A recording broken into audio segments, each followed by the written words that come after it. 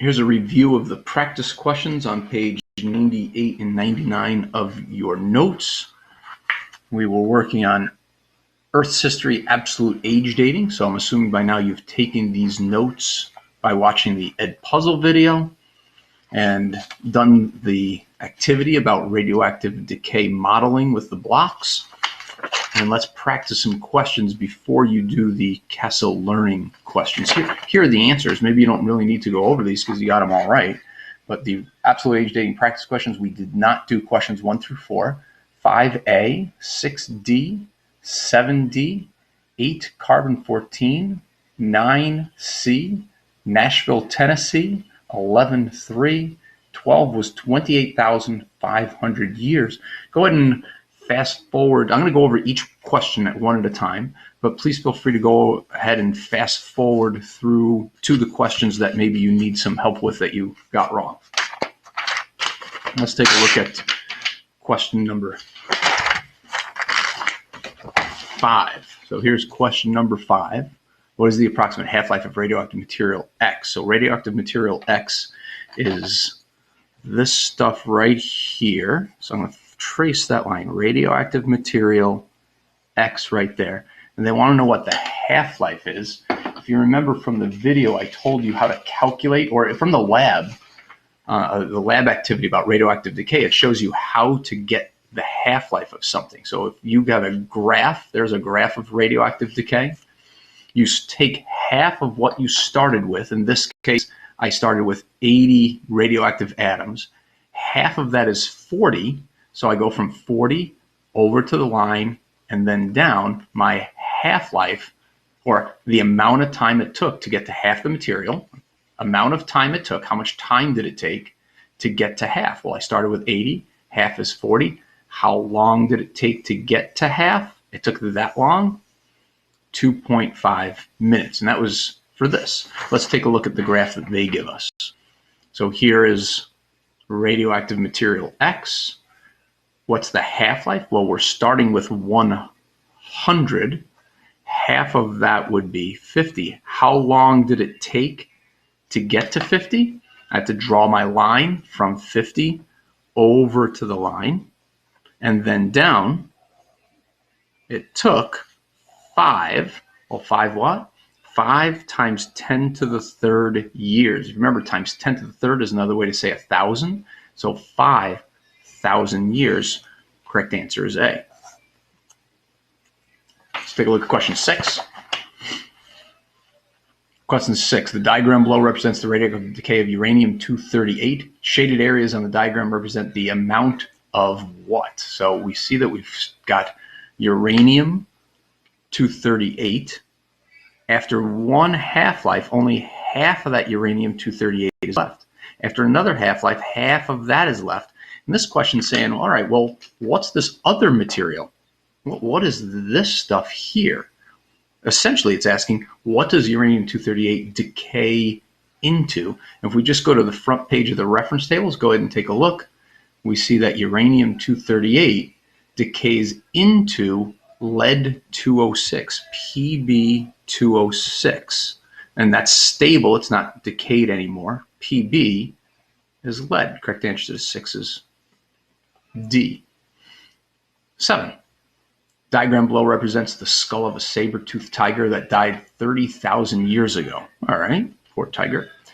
The age of the skull could be determined most accurately using what? How could I determine the age of the skull? Notice that the 4 choices are the 4 radioactive isotopes that you're given on the front page of the reference table. So those are those same 4. Which one of these would we use for a 30,000 year ago saber-toothed tiger? If we go back to the notes, if you haven't written this, one of the things we talked about is that carbon-14 was really special. Of the 4, carbon-14 was special for 2 reasons. Why is carbon-14 special? Well, it has a very short half-life compared to the others, only in the thousands of years as opposed to in the billions of years. And carbon-14 is organic material, is found in organic material. So anytime I have something that's organic and has not that long ago, in thousands of years, not billions of years, I'm going to use carbon-14. And that's the answer to this question here. if I have a saber-toothed tiger that's once living or organic, and notice the time we're talking about is not in the billions of years, but the thousands of years, that lets me know I'm going to use carbon-14. So the correct answer to number 7 is D. Question 8.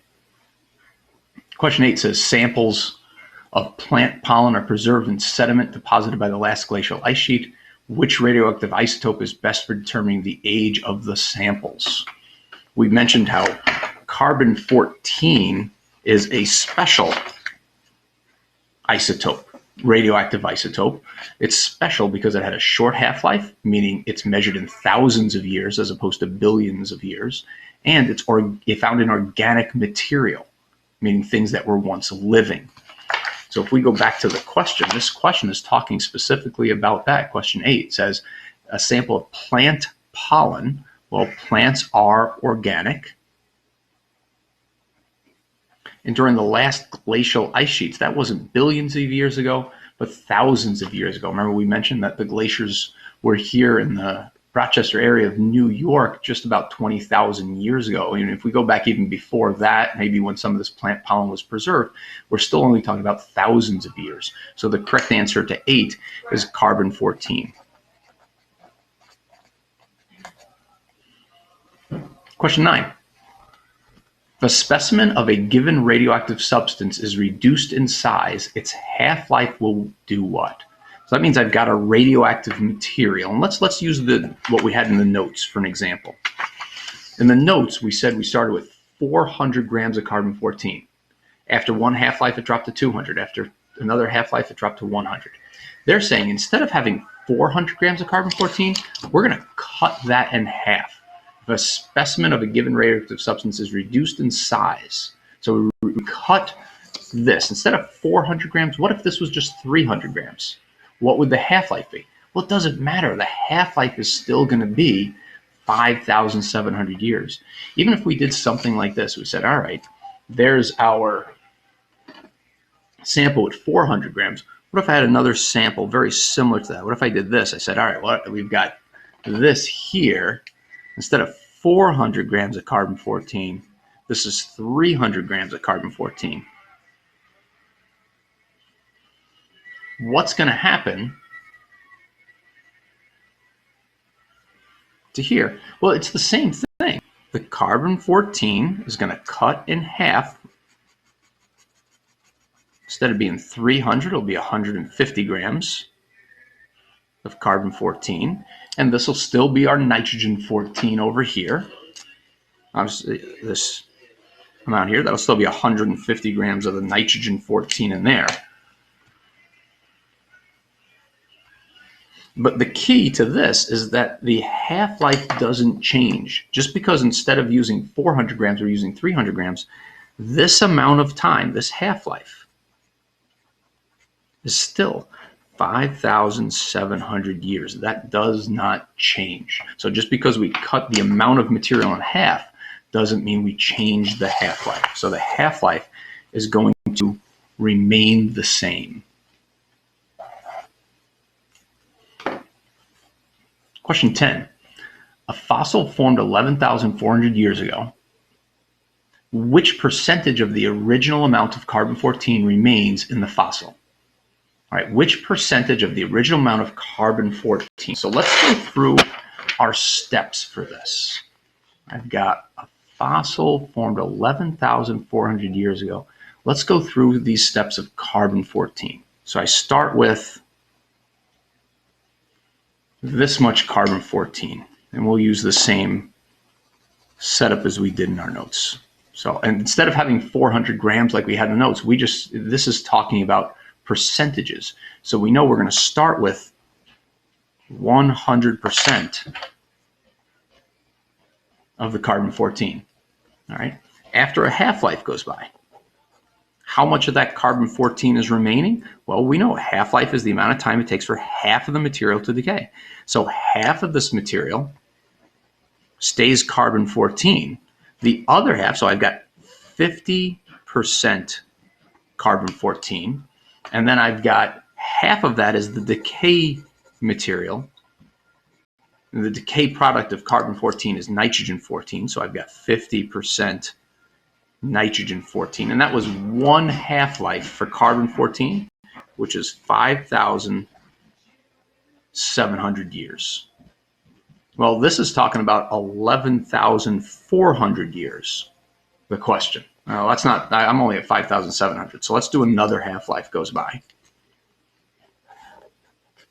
How much of that carbon-14 is going to be left? Well, it's half of how much is there, so I have 50% there. I need to take half of that. Half of 50% is 25% of carbon-14, and the remainder is going to be the nitrogen-14.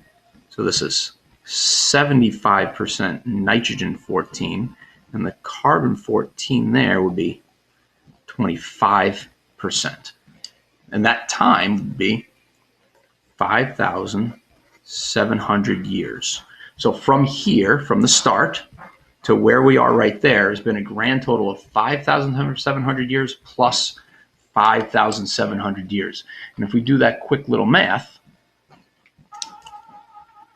5,700 years plus 5,700 years, we're going to get 11,400 years, which is what the question's asking about. So now that we've drawn this, it's going to help us answer the question. A fossil formed 11,400 years ago. All right, I've got 11,400 years. Which percentage of the original amount of carbon-14 remains? How much remains? 25% is what remains. So 10C. 11. A whalebone that originally contained 200 grams of radioactive carbon-14 now contains 25 grams of carbon-14.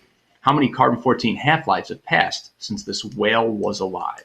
So same as before, we can create a diagram that'll help us with this. And it doesn't matter whether you're using circles or squares, or in this case, I'm just going to write some numbers down. That's all I'm going to write down. I've got some carbon-14.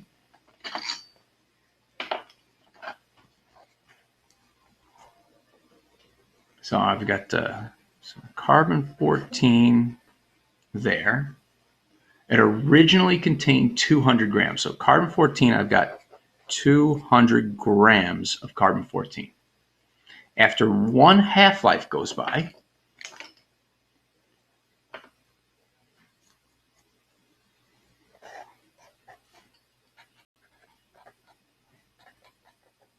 remember, a half-life for carbon-14 is 5,700 years. If they changed this question, instead of talking about carbon-14, if they were talking about rubidium-87, we'd have to change this time. This half-life is just for carbon-14.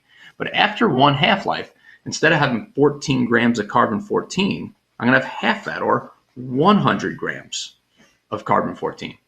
After another half-life goes by,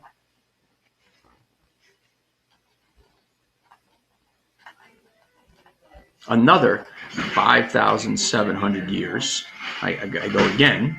Instead of having 100 grams of carbon-14, now I'm going to have 50 grams of carbon-14. After another half-life goes by,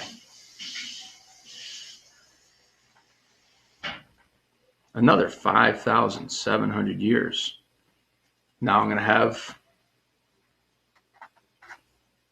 25 grams of carbon-14. And I can just continue this process all the way down again and again and again. But I'm going to stop right now because that's what the question was asking us about. The question said a whalebone that originally contained 200 grams of radioactive carbon-14 now contains 25 grams. All right, well, that's where we are with our diagram. We went from 200 grams to 100 to 50 to 25. The question asks how many half-lives.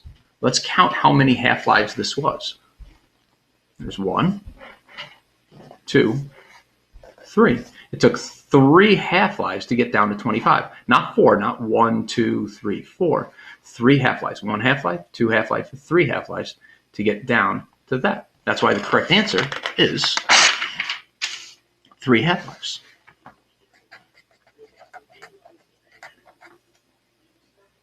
Question 12. How old is a fossil that is radioactively decayed through 5 half-lives of carbon-14? So let's draw that. Let's draw 5 half-lives of carbon-14. Something going through 5 half-lives of carbon-14. And again, we could draw this, like we did there. We could draw this with some circles. We could draw it with some squares. However you'd like to set this up. I'm going to go through 5 half-lives of carbon-14. I think we have an example of that here in our notes. Here's our carbon-14. 1 half-life, 2, 3, 4. Oh, we just got 4 half-lives. So we would have to add. Let's add another one to our notes here. So there's carbon-14, 1 half-life. 2nd half-life, 3rd half-life, 4th half-life. We want to add 1 more half-life here. So let's put a line into our notes. We're going to go through 1 more half-life. Here's the 5th half-life. Instead of having 25 grams of carbon-14, it's going to be 12.5 grams of carbon-14. Just a little bit right there. 12.5 grams of carbon-14, and all the rest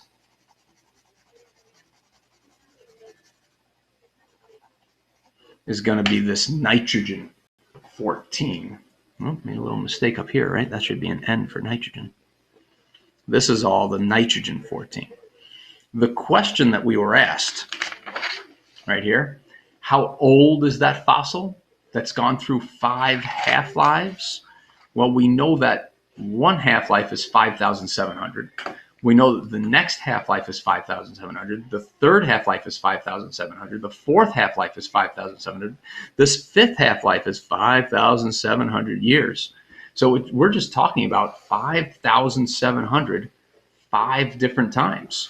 So all you got to do is do 5,700 years times 5. 5 times 0 is 0, 5 times 0 is 0, 5 times 7 is 35, 5 times 5, 25, 26, 27, 28, 28,500 years. Correct answer. So this is 28,500 years.